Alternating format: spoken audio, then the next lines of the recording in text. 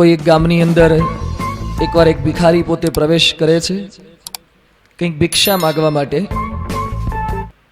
છેલ્લા કેટલાય દિવસોથી એ ભૂખ્યો ને તરસ્યો માણસ હતો, ખૂબ આકુળ વ્યાકુળ બનેલો. એ ગામની અંદર પ્રવેશ કરે ત્યાં રસ્તામાં જ એક શેઠની દુકાન હતી, નગર શેઠની કરિયાણાની દુકાન વગેરે હતું. તેઓની દુકાન પાસે જઈ અને ભિખારી પોતે આજીજી કરતા કહે છે કે શેઠ, ઘણા દિવસથી ભૂખ્યો છું, કંઈક જમવાની વ્યવસ્થા કરી આપો ને. શેઠ કહે છે આવા તો રોજ કેટલાય આવે, દિવસમાં 5-6 જણા આવા આવે, એ લોકોને જમવાની વ્યવસ્થા કરીએ તો બધો અમારો નફો આમાં જ ચાલ્યો જાય, જમવાની વ્યવસ્થા નહીં થાય. પેલા ભિખારીએ બહુ આજીજી કરી, શેઠ પોતે સહમત થતા નથી. ભિખારી કહે છે જમવાની કદાચ વ્યવસ્થા ન કરી આપો તો પાણીનો એક ગ્લાસ તો આપો, બહુ તરસ્યો થયો છે, ઉનાળાનો વખત છે, ઘણા સમયથી પાણી પણ મળ્યું નથી. શેઠ કે ઉભો રે, હમણાં માણસ આવશે એટલે આપશે. 10-15 મિનિટ થઈ છતાં પણ પાણીનો ગ્લાસ ન મળ્યો. ભિખારીએ ફરીથી પ્રાર્થના કરી, શેઠ બહુ તરસ લાગી છે, ગળું મારું સુકાય છે, મહેરબાની કરીને પાણીનો ગ્લાસ આપો ને. શેઠ કહે છે એક તો મારી પાસે પાણી લેવા આવ્યો છે અને પાછો ઉપકાર કરતો હોય આ પ્રકારે ઘડીએ ઘડીએ શા માટે આગ્રહ કરે છે? ખબર નથી પડતી અત્યારે દુકાનની અંદર કોઈ માણસ હાજર નથી, હમણાં માણસ આવશે એટલે આપશે. એ સમયે પેલા ભિખારી હાથ જોડીને શેઠને વિનંતી કરે છે, શેઠ એવું ન બની શકે, 2 મિનિટ માટે તમે માણસ ન થઈ શકો? 2 મિનિટ માટે તમે માણસ બની જાઓ તો પાણીનો ગ્લાસ મને આપી શકો. આ દુકાનની અંદર શું માણસ નહોતો? શેઠ માણસ હતા, પરંતુ માણસાઈ નહોતી. આજે પૃથ્વી પર માણસોની કમી નથી, માણસાઈની કમી છે. ઠેર ઠેર ખામી આની છે, પ્રશ્ન માત્ર સર્જાય છે આના ત્વની ખામી છે. આજે પિતા ઘણા છે, પિતૃત્વ નથી. આજે માતાઓ ઘણી છે, માતૃત્વ નથી. આજે શિક્ષકો ઘણા છે, શિક્ષકોને લઈને સમાજમાં શિક્ષકોની ખોટને લઈને અવ્યવસ્થા સર્જાય છે એવું નથી. શિક્ષકો તો કેટલા બહાર પડે છે, આ બધાને ક્યાં ગોઠવવા એ સરકારનો મોટામાં મોટો પ્રશ્ન છે. એટલા બધા પીટીસી થયેલા ઉત્તર ગુજરાતમાં તો, સાબરકાંઠામાં તો પીટીસી જ કરાવે છે, કારણ કે સહેજે સહેજે નોકરી પ્રાપ્ત થઈ જાય. એટલે શિક્ષકોની ખોટ નથી, શિક્ષકત્વની ખામી છે. અત્યારે સમાજની અંદર ડોક્ટરોની ખોટ નથી, ડોક્ટરો તો ઘણા છે, પણ એમાં કંઈક ત્વની ખામી છે. સમાજની અંદર સાધુઓની ખોટ નથી, સાધુ ઓછા છે એટલે પ્રશ્ન સર્જાય છે એમ નથી, સાધુત્વની ખામી છે. રોજ જે કંઈ આપણે સમાચાર વાંચીએ છીએ ને જાત જાતનું આપણે જાણીએ છીએ, એ ત્વની ખામીવાળા માણસો, સાધુઓ, ડોક્ટરો, શિક્ષકો, જેની જે કંઈ ભૂલ આવે છે એ ત્વની ખામીને લઈને ભૂલ સર્જાય છે. એ ત્વ કોણ ઉમેરી આપે? પિતાને આદર્શ પિતા કોણ બનાવી આપે? માતા આદર્શ માતા કઈ રીતે બની શકે? એક શિક્ષક આદર્શ શિક્ષક કઈ રીતે બની શકે? એક સાધુ આદર્શ સાધુ કઈ રીતે બની શકે? એ દરેકનું નિર્માણ કાર્ય કરવાનું એક ભગીરથ કાર્ય રામાયણ ગ્રંથ કરી રહ્યો છે. રામચરિતમાનસ કેવળ રામનું ચરિત્ર નહીં, પરંતુ રામના ચરિત્રને આધારે સમગ્ર સમાજના ચારિત્રનું નિર્માણ થઈ શકે એવી વાતો ગોસ્વામી તુલસીદાસ અને મહર્ષિ વાલ્મીકી મુનિના મુખ થકી આપણે સમજી રહ્યા છીએ. આપણે જ્યાં છીએ ત્યાંથી આગળ વધી શકીએ, આપણે જે ક્ષેત્રમાં છીએ ત્યાં ચોક્કસ આગળ વધી શકીએ.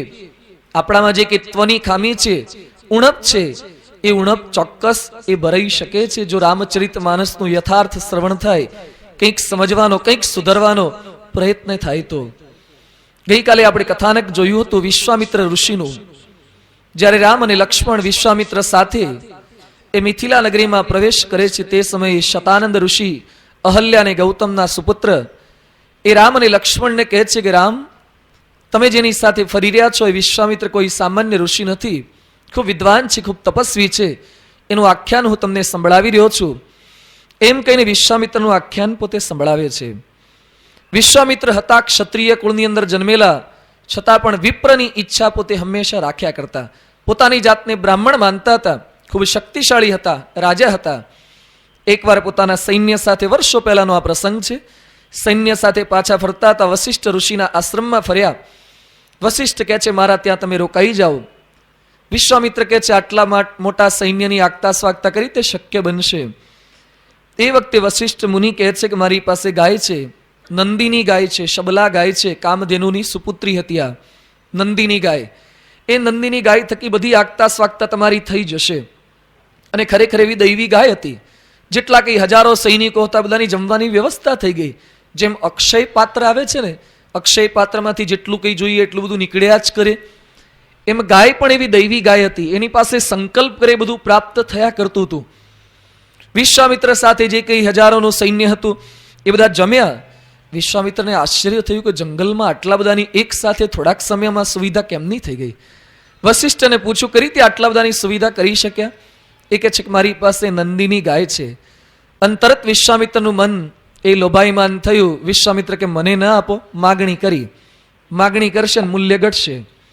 જે માગે છે ચોક્કસ મૂલ્ય ઘટે છે. વશિષ્ઠ કહે છે હું ના આપી શકું, અમારા આશ્રમની બધી વિધિ વિધાન યજ્ઞ આદિક એના માટે આ ગાય ખૂબ જ જરૂરી છે, અનિવાર્ય છે. વિશ્વામિત્ર ખૂબ આગ્રહ કરે છે કે એના બદલામાં તમને હજારો હાથી ઘોડા જે કંઈ જોઈએ બધું આપું, પરંતુ મને આ ગાય આપી દો. વશિષ્ઠ ના પાડે છે. વિશ્વામિત્ર પોતાના સૈનિકોને આદેશ આપે છે કે કોઈ પણ ભોગ્યાને જૂટવીને પણ લઈ લો. માણસ મનમાં નક્કી કરે પછી કોઈ પણ ભોગે એ લીધે જ છૂટકો કરે છે. એ વખતે ગાય પોતે વશિષ્ઠના ચરણોમાં દોડીને ગઈ, રડવા લાગી. ગાય આંસુ સારે છે કે મારે જવું નથી, તમે મને શા માટે મોકલો છો? વશિષ્ઠ કહે છે મારે મોકલવી નથી, છતાં પણ વિશ્વામિત્ર હઠાગ્રહ કરીને મારા હાથમાંથી મારા કુળમાંથી તને જૂટવીને લઈ જઈ રહ્યા છે. ગાય કહે છે હું મારો પરચો બતાવું. અને પછી ગાયે પોતાનો પરચો બતાવ્યો. લખે છે આપણા શાસ્ત્રોમાં કે ગાયના છાણની અંદરથી યોનિમાંથી જાત જાતના અસુરો એ ઉત્પન્ન થયા અને વિશ્વામિત્રના સૈન્યને મારી નાખ્યું. વિશ્વામિત્રના દીકરાઓ 100 દીકરા એ વશિષ્ઠ ઋષિને મારવા માટે જતા હતા. એ વખતે વશિષ્ઠની દ્રષ્ટિ માત્રે 100 દીકરા પણ બળી ગયા. વિશ્વામિત્ર એકદમ પરાસ્ત થયા છે, પરાજય સ્વીકાર કર્યો, પોતાને નિર્બળ માની અને વધુ તપ કરવા ચાલ્યા ગયા. પૂર્વ કાળમાં કેવું હતું, કોઈકની સાથે જીત પ્રાપ્ત કરવી હોય તો તપ કરવા જતા રહેવાનું. તપ કરે, કંઈક શક્તિ સંપાદિત કરે અને ફરીથી પાછું એની સામે લડવા જવાનું.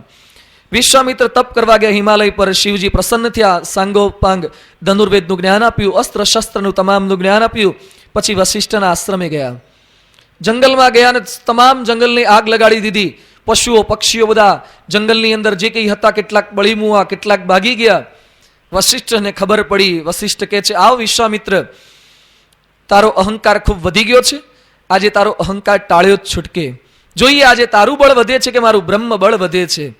ક્વચત એક ક્ષત્રિય બલમ ક્વચ બ્રહ્મ બલમ મહત પશ્ય બ્રહ્મ બલમ દિવ્યમ મમ ક્ષત્રિય પાંસન. વિશ્વામિત્ર એક પછી અસ્ત્ર અને શસ્ત્ર પોતે નાખતા જાય છે. શિવજી થકી જે કઈ વિદ્યા સંપાદિત કરી તેનો બધો જ પ્રયોગ કરે છે. વશિષ્ઠ પોતાના હાથની અંદર કેવળ એક બ્રહ્મ દંડ લઈને ઊભા છે.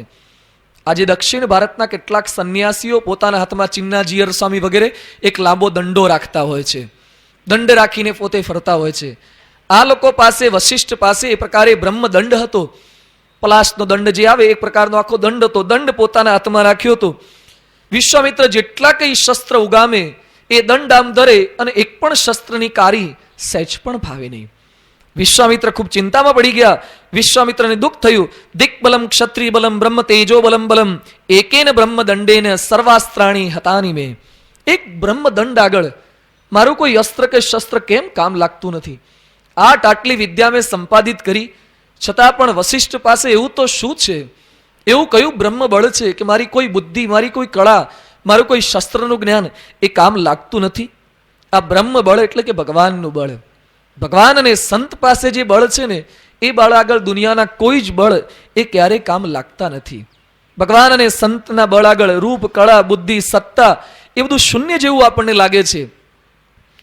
ઓક્સફર્ડ યુનિવર્સિટીના એક સમયના કુલપતિ રૂડિયાર્ડ કિપલિંગ, એણે જ્યારે ઓક્સફર્ડ યુનિવર્સિટીમાં કેટલાક વિદ્યાર્થીઓ અભ્યાસ કરી રહ્યા અને અભ્યાસ કર્યા પછી બહાર નીકળતા હતા, એ સમયે તમામ વિદ્યાર્થીઓ બેઠા હતા. એને સંબોધન કરતા છેલ્લી વિદાયની એક શીખ આપી હતી.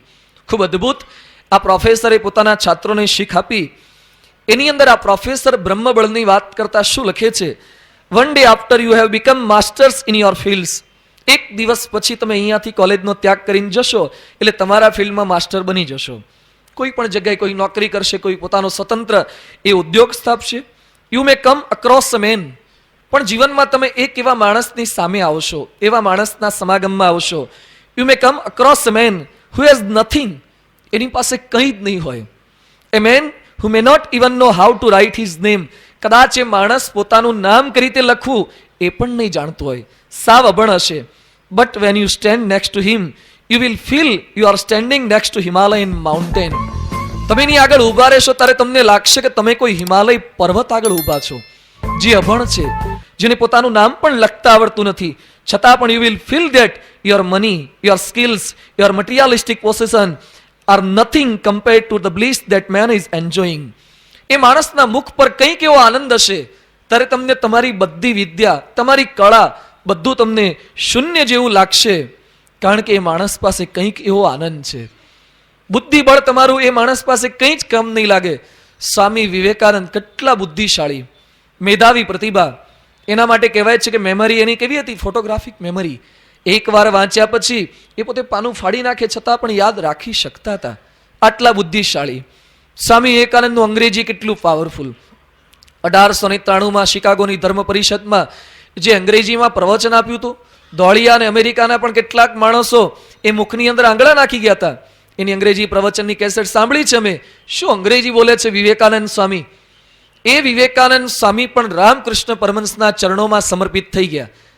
આટલો ભણેલો માણસ રામકૃષ્ણ પરમહંસને કેમ સમર્પિત થઈ ગયો? વિવેકાનંદ સ્વામી આટલા વિદ્વાન, રામકૃષ્ણ પરમહંસ અંગૂઠા છાપ, એને અક્ષરનું પણ સહેજ પણ જ્ઞાન નહોતું, છતાં પણ રામકૃષ્ણ પરમહંસના ચરણોમાં સમર્પિત થઈ ગયા. શું બતાવે છે?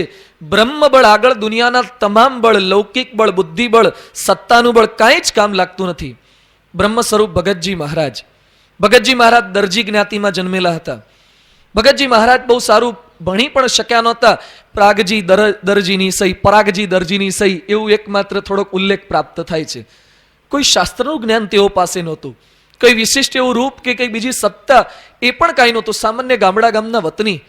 છતાં પણ ભગતજી મહારાજ પાસે ગોરધનદાસ કોઠારી, વરતાલના મૂર્ધન્ય એ કોઠારી, જેના હાથ નીચે 3-3, 4-4 આચાર્ય પસાર થઈ ગયા હોય, અને ભગતજી મહારાજ પાસે આવે અને કહે છે કે પ્રાગજી ભક્ત, તમારા મુખ પર જેવો આનંદ છે એવો આનંદ મને કેમ નથી આવતો?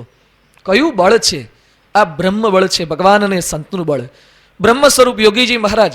આમાંથી જેણે યોગી બાપાના એકાદ વાર પણ દર્શન કર્યા છે ને, યોગી બાપાના મુખ પર જે આનંદ હતો ને, આપણી બધી ચતુરાઈ યોગી બાપા આગળ ફીકી લાગે. સંતો જેણે દર્શન કર્યા છે કહે છે કે યોગી બાપાને 70 વર્ષે પણ હસતા જોઈએ, એ વખતે નાનકડો તાજો જન્મેલો બાળક પણ યોગી બાપા આગળ આપણને કપટી લાગે. એટલા બધા યોગી બાપા નિષ્કપટ હતા, એવા નિર્દોષ હતા. યોગીજી મહારાજ પાસે આવીને મોટા મોટા પ્રોફેસરો માથા ઘસતા. પાંડુરંગ શાસ્ત્રીજી, એ તો પોતે દાંબા સીધાવે યોગેશ્વર સંપ્રદાયના અધિષ્ઠાતા, પ્રણેતા, બહુ વિદ્વાન હતા, ગીતાના પ્રખર જ્ઞાતા હતા, પ્રવચન ખૂબ સુંદર કરી શકતા હતા.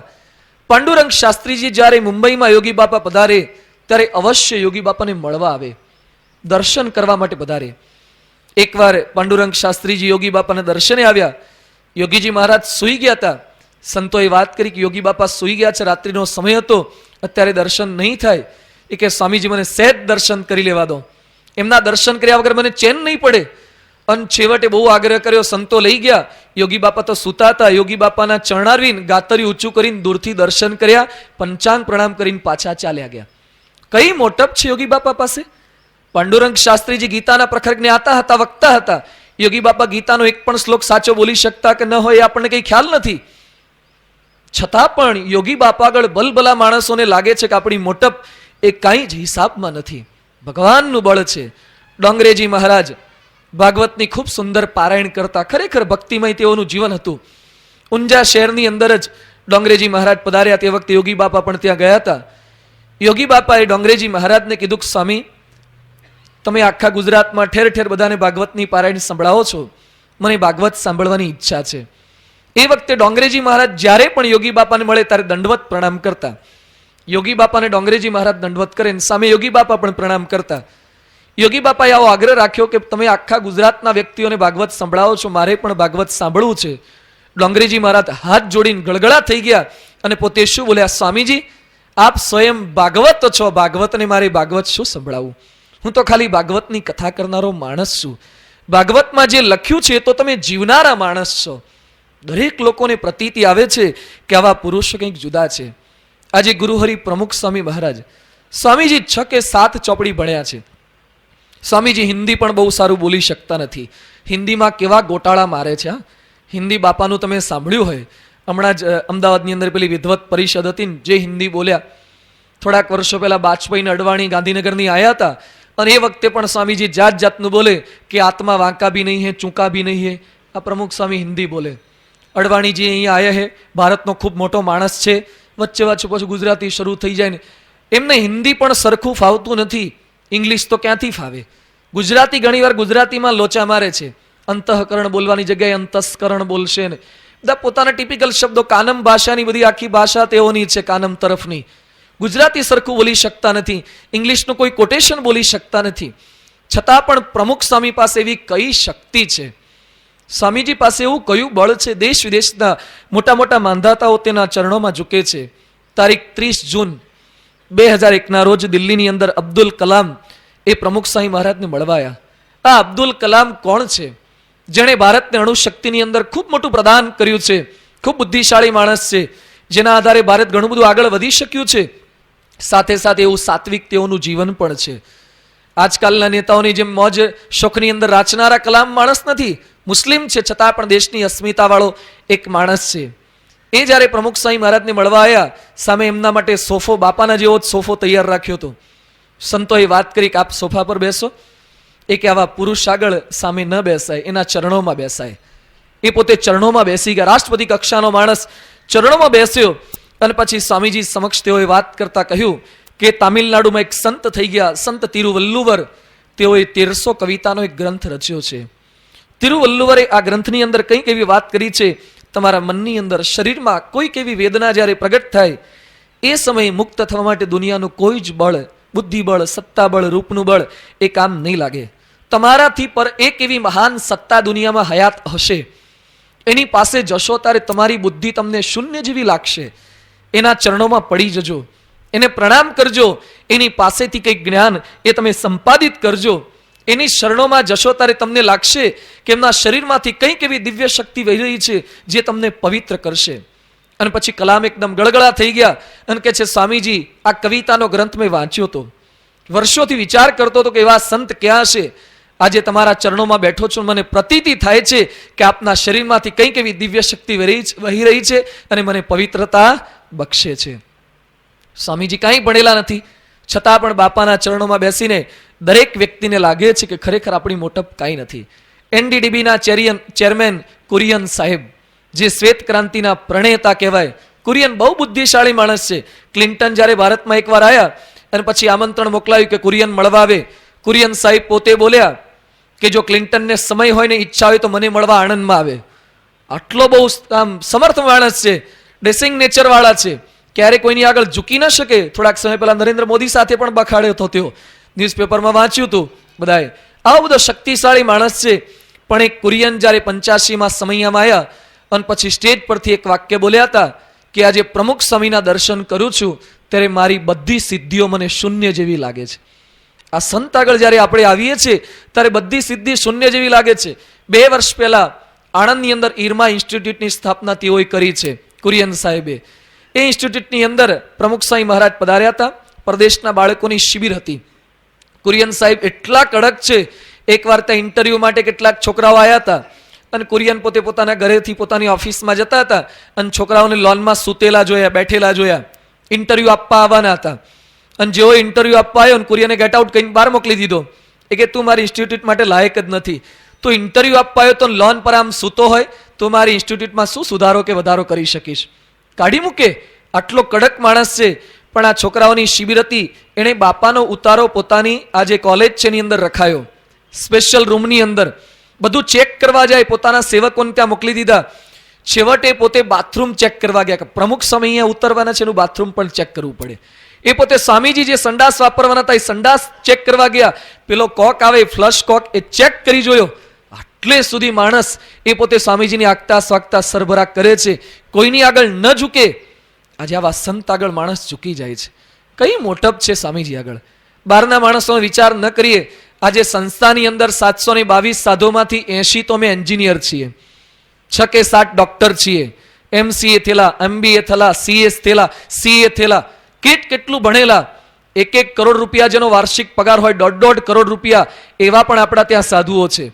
જેના ઘરે પોતાના પર્સનલ પ્લેન હતા, રમકડાના નહીં, સાચા વિમાન વાળા પણ આપણા ત્યાં સાધુ છે છોડીને આવેલા. આ બધા પ્રમુખ સ્વામીના ચરણોમાં કેમ ઝૂકી જાય છે? કયું બળ છે? આજે આપણા છોકરાને આપણે વાળ કપાવવાનું કહી શકતા નથી, પ્રમુખ સ્વામીની ઈચ્છાથી 700 જણા ટાલ કરીને બેઠા છે. ચમત્કાર નથી? આ ભગવાનનું બળ નથી? થોડોક વિચાર કરીએ. આજે આપણા છોકરાઓને આપણે વર્તાવી શકતા નથી. 2 દીકરાને ભેગા રાખવા આંખોમાં પાણી આવી જાય છે. આજે 722 જણા સંપીને રહે છે. આ કયું બળ છે? કોક અમેરિકાના, કોક આદિવાસી છે, કોક ભણેલા, કોક અભણ, દરેક શાખાના સ્નાતક, અનુસ્નાતક, જાત જાતની વિચિત્ર મતિવાળા, વિચિત્ર બુદ્ધિવાળા, વિચિત્ર શક્તિવાળા, છતાં પણ બધા ભેગા રહી શકે. અને આ કળીકાળની અંદર સ્વામીજી સ્ત્રીધનના ત્યાગી સંતો તૈયાર કરી રહ્યા છે. કયું બળ તેઓની પાસે હશે? આજે આપણે એક નિર્જળા ઉપવાસ કરીએ અને ભારે પડે છે. આ કળીકાળની અંદર, મોજ શોખના જમાનાની અંદર પ્રમુખ સ્વામીના આદેશથી, તેઓની ઈચ્છાથી આજે સંતો 1 મહિનામાં 5 નિર્જળા ઉપવાસ કરે છે. ખરેખર આ કઠિન સાધના નથી લાગતી? ભક્તિ તો આપણે બધાએ કરવાની છે, છતાં પણ સંતો કેવી સાધનાને બધું કરી રહ્યા છે. કયું બળ વર્તાવી શકે છે? ભગવાન અને સંતનું બળ, આ બ્રહ્મ બળ. ભગવાનની મોટપ હોય તો આ શક્ય બને. આજે ડોક્ટર સ્વામી કેવા પ્રવચનકાર છે, કેટલું આદર્શ જીવન તેઓનું છે, છતાં પણ સ્વામીના ચરણોમાં નતમસ્તક થઈને રહે છે. મહંત સ્વામી હોય, ઈશ્વરચરણ સ્વામી હોય, મોટા મોટા IAS ઓફિસરોને હંફાવે એવી બુદ્ધિ પ્રતિભાવાળા સંતો છે, છતાં પણ બાપાના ચરણોમાં જાય ત્યારે લાગે કે આપણી પાસે કંઈ જ નથી, આપણી કોઈ જ મોટપ નથી, આપણી કોઈ જ બુદ્ધિ નથી. એવું કંઈક તેઓની પાસે ઐશ્વર્ય છે, કંઈક એવી શક્તિ છે, કંઈક ભગવાનને સાથે લઈને ફરે છે અખંડ, એટલે એમની આગળ બધા ઝૂકી જાય છે. અહીંયા વશિષ્ઠ પાસે કંઈક એવું બળ હતું. એકેન બ્રહ્મદંડેન સર્વાસ્ત્રાણી હતાની મેં, મારા બધા જ અસ્ત્ર શસ્ત્ર એ છીનવાઈ જાય છે. આજે આવા સંતને જોયા પછી લાગે છે કે આપણી મોટપ કંઈ હિસાબમાં નથી. એવા સંત આગળ ઝૂકી જવાનું મન થાય, પણ વિશ્વામિત્ર પોતે ઝૂકી ન શક્યા. કંઈક અહંકાર હતો. આજે લોકમાં આપણે જોઈએ છે આવા સંત વિચરી રહ્યા છે, છતાં પણ બધા ઝૂકી શકતા નથી. અહંકારનું પડળ નળે છે. પોતે કંઈક અહંકારી છે, કંઈક બુદ્ધિશાળી છે, જાણે છે કે આ સંત જુદા છે, છતાં પણ ઝૂકી શકાતું નથી, સમર્પિત થઈ શકાતું નથી. વિશ્વામિત્ર પણ કંઈક એવા અહંકારી હતા. એ પોતે તપ કરવા નીકળી ગયા. પોતે નક્કી કર્યું કે વશિષ્ઠ જેવા બ્રહ્મર્ષિ છે એવા બ્રહ્મર્ષિ મારે થવું છે. તપ કર્યું. બ્રહ્માજી પ્રસન્ન થયા. બ્રહ્માજી કહે છે તમે રાજર્ષિ થયા. એ કે મારે રાજર્ષિ નહીં, મારે બ્રહ્મર્ષિ થવું છે. મનમાં નક્કી કર્યું કે વશિષ્ઠ જેવા બ્રહ્મર્ષિ છે એવું બ્રહ્મર્ષિ પદ મારે પણ પ્રાપ્ત કરવું છે. ફરીથી તપ કરવા ગયા અને ઇન્દ્રએ પેલી મેનકા મોકલી અને મેનકા સાથે શારીરિક સંબંધ બંધાઈ ગયો. એમાંથી શકુંતલા જન્મી ગઈ. ફરીથી તપ બધું પાણીમાં ધોવાઈ ગયું. એ કે ના, ભલે હું કામ દોષે કરીને પરાસ્ત થયો, ફરીથી મારે તપ કરવું છે. તપ કર્યું અને ફરીથી ઇન્દ્રએ બીજી અપ્સરા મોકલી, રંભા નામની અપ્સરા મોકલી પરાસ્ત કરવા માટે, તપોભંગ કરવા માટે. આ વખતે કામથી ચલિત ન થયા, પણ ક્રોધથી ચલિત થયા. રંભાને બાળી નાખી. એ કે મને ભ્રષ્ટ કરવા આવે છે. કામ દોષ ન ડગાવી શક્યો, પરંતુ ક્રોધ નામનો દોષ ડગાવી ગયો. ક્રોધ પણ અધ્યાત્મ માર્ગે તો નડે છે. એટલે ફરીથી તપ બધું ધોવાઈ ગયું. ફરીથી પાછા તપનો પ્રારંભ કરે છે. 1000 વર્ષ તપ કર્યું. ઇન્દ્ર પોતે ભિક્ષુકનો વેશ ધારણ કરીને આવ્યા. એ કે તારું તપ બધું મને આપી દે. ફરીથી તપ બધું ઇન્દ્ર લઈ ગયા, છતાં પણ હતાશ થતા નથી. છેવટે ખૂબ ઘોર તપશ્ચર્યા કરી. બ્રહ્માજી પોતે પ્રસન્ન થઈ ગયા. વિશ્વામિત્ર મહાત્માનમ વાક્યમ મધુરમ અબ્રુવન બ્રહ્મર્ષે સ્વાગતમ તે અસ્તુ તપસા સ્મ સુતોષિતાઃ. હે વિશ્વામિત્ર, તમે ખરેખર બ્રહ્મર્ષિ થઈ ગયા છો. વિશ્વામિત્ર કે તમે બ્રહ્મર્ષિ કોઈ ન ચાલે. પેલા વશિષ્ઠ મને બ્રહ્મર્ષિ કહે છે. જેની આગળ હું હારી જઉં છું, જેની આગળ પરાસ્ત થઉં છું, એ મને બ્રહ્મર્ષિ પદ આપે તો હું સાચો બ્રહ્મર્ષિ. અને ખરેખર વશિષ્ઠ પાસે ગયા. વશિષ્ઠ પણ પોતે રાજી થઈ ગયા અને પછી બોલ્યા બ્રહ્મર્ષિસ્ત્વમ ન સંદેહ સર્વમ સંપદ્યતે તવ. કહેતા કે તમે ખરેખર બ્રહ્મર્ષિ બની ગયા છો. આ વિશ્વામિત્રની કથા એ શતાનંદ ઋષિએ રામ અને લક્ષ્મણને સંભળાવી. વિશ્વામિત્ર આપણા માટે પણ પ્રેરણારૂપ છે. અધ્યાત્મ માર્ગે આપણું પણ કામ દ્વારા ક્યારેક પતન થશે. આપણને સ્વાદ ક્યારેક પરાસ્ત કરશે, ક્રોધ પરાસ્ત કરે, લોભ પરાસ્ત કરે, છતાં પણ મનમાં નક્કી રાખવાનું છે કે મારે બ્રહ્મરૂપ થવું છે, મારે બ્રહ્મર્ષિ પદ પામવું છે. આને આ દેહે બ્રહ્મરૂપ થવું છે. ડગી જવાય, હારી જવાય, આમ નિર્બળતા આવી જાય, છતાં પણ ક્યારેય મનમાં પાછા ન પડીએ. અધ્યાત્મ માર્ગે સતત પડી જઈએ, પાછા ઊભા થઈ એનો એ જ પ્રયત્ન ચાલુ રાખીએ. એ આપણને પોતે શીખવી રહ્યા છે. હવે વિશ્વામિત્ર રામ અને લક્ષ્મણની સાથે અહીંયા સીતાના સ્વયંવરમાં આવ્યા છે. પણ સીતા કોણ છે એનો પરિચય આપતા વાલ્મીકી મુનિએ પોતે રચ્યું છે, લખ્યું છે. વાત કરતા કહે છે કે પૂર્વે મિથિ નામે એક રાજા થઈ ગયા. એ મિથિ નામે રાજા એક નગર વસાવ્યું એટલે એનું નામ મિથિલા પડ્યું. મિથિ નામે રાજાએ વસાવેલું નગર એટલે મિથિલા. એ મિથિના દીકરા થયા એનું નામ જનક હતું. અને જેટલા રાજા થયા હતા એ બધાને જનક તરીકે જ ઓળખવામાં આવતા. જેમ પ્રદેશની અંદર લુઈ 16મો, લુઈ 14મો, રાજા તો જુદા જુદા થતા હોય પણ એને લુઈ તરીકે ઓળખતા.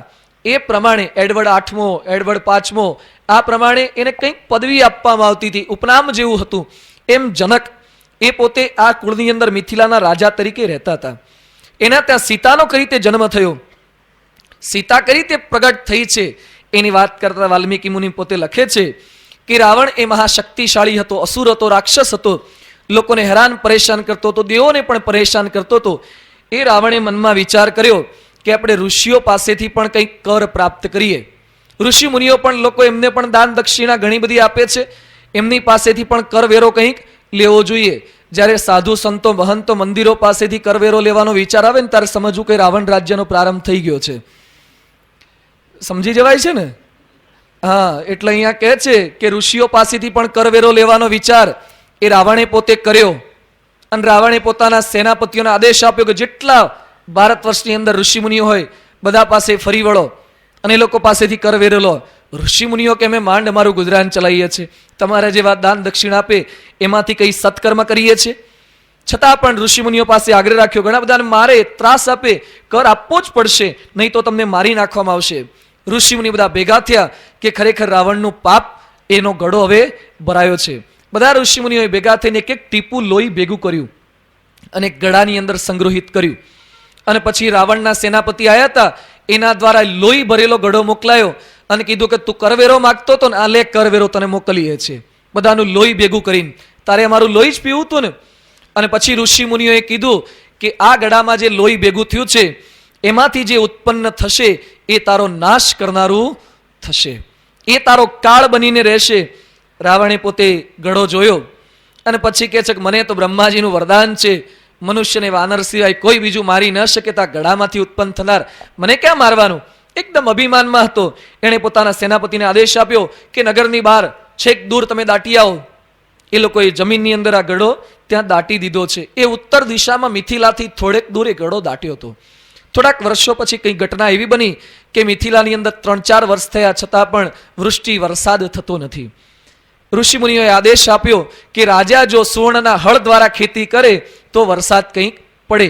એટલે જનક રાજા પોતે ખેતરમાં આવ્યા, સુવર્ણનું હળ લીધું. આમ તો રાજા કઈ ખેતી કરે નહીં, ક્ષત્રિય હતા, છતાં પણ એક સુવર્ણના હળ દ્વારા પોતાના ખેતરમાં પ્રથમ એ હળ ચલાવવા ગયા. એ સમયે અચાનક તેઓના હળ સાથે કંઈક અથડાયું. તરત પછી થોડુંક ખોદકામ કરીને જોયું તો એક ગડો હતો. એ ગડાની અંદર એક નાની બાળકી એ પોતે જન્મી ચૂકેલી હતી. અંદરથી એ બાળકીનો જન્મ થયો. ભૂમિમાંથી જન્મી એટલે એનું નામ ભુજા પડ્યું. ભૂમિમાંથી જન્મેલી એટલે ભુજા. બીજું જનકના ત્યાં બાળકી આવી એટલે બીજું નામ એનું જાનકી પડ્યું. જનકની દીકરી એટલે જાનકી. અને સંસ્કૃતની અંદર ખેતરમાં આપણે જે ચાસ કરીએ છીએ ને, ક્યારા જેવું કરીએ, એને સંસ્કૃતમાં સીતા કહે છે. ખેતરમાં ક્યારા કે ચાસ થાય એને સીતા કે, એટલે ત્રીજું નામ એનું સીતા પડ્યું છે. અને નારદજી પણ એને સીતા તરીકે ઓળખતા હતા. આ પ્રમાણે સીતાના જન્મનો ઇતિહાસ એ આપણા રામાયણ જેવા પવિત્ર ધર્મગ્રંથોની અંદર પ્રાપ્ત થાય છે. જનક તેના પાલક પિતા હતા. ખેતરની અંદરથી આ પુત્રી પ્રાપ્ત થઈ હતી. હવે ધનુષ્ય યજ્ઞનું આયોજન એ જનક રાજાએ કર્યું છે, પરંતુ ધનુષ્ય યજ્ઞનું આયોજન શા માટે કરવું પડ્યું એની વાત કરતા વાલ્મીકી મુનિ પોતે લખે છે કે દક્ષ યજ્ઞ કર્યો તો સતીને જવાની ઈચ્છા હતી, શિવજી ના પાડે છે, કથા આપણે સાંભળી ચૂક્યા છીએ. છતાં પણ સતી પોતે ત્યાં પધાર્યા. ગયા અને યજ્ઞની અંદર બળી મુવા શિવજી પોતે ત્યાં પધાર્યા. શિવજી પોતે દેવો પર ગુસ્સે થઈ ગયા. હે દેવો, જે યજ્ઞમાં મારો ભાગ નહોતો એ યજ્ઞમાં તમે કેમ સામેલ થયા? શિવજીએ ધનુષ્ય બાણ ચડાવ્યું અને દેવોને મારવા જતા હતા. દેવોએ આજીજી કરી, પ્રાર્થના કરી. શિવજી શાંત થયા અને પછી પોતાના હાથમાં જે ધનુષ્ય બાણ હતું એ પોતે દેવોને આપ્યું. દેવોએ વાત કરી, વિચાર કર્યો કે શિવનું ધનુષ્ય આપણે ક્યાં રાખવું? એટલે દેવોએ ફરતા ફરતા પસાર થતા હતા મિથિલા નગરીમાંથી અને જનક રાજાને થાપણ તરીકે રાખવા માટે આ શિવનું ધનુષ્ય આપ્યું હતું. એ જનક રાજાએ પોતાના રાજ્ય મહેલથી થોડેક દૂર એક સુંદર સ્થાનની અંદર ધનુષ્ય રાખ્યું, પણ એ ધનુષ્ય કોઈ ઉચકી શકે તેવું નહોતું. હજારો મનુષ્ય ભેગા થાય ત્યારે ધનુષ્ય સહેજ હલી શકે, ઊંચકી શકાય એટલું બળવાન એ ધનુષ્ય હતું. જનકની પરંપરામાં એ રોજ તેનું પૂજન એ થતું હતું. આ સીતાના પિતા જનક એ પણ રોજ એનું પૂજન કરવા માટે પોતાના રાજમહેલથી દૂર એ પોતે જતા હતા. એકવાર સીતા પોતે કંઈક પોતાની સખીઓ સાથે ગયા હશે, એમને ધનુષ્ય જોયું.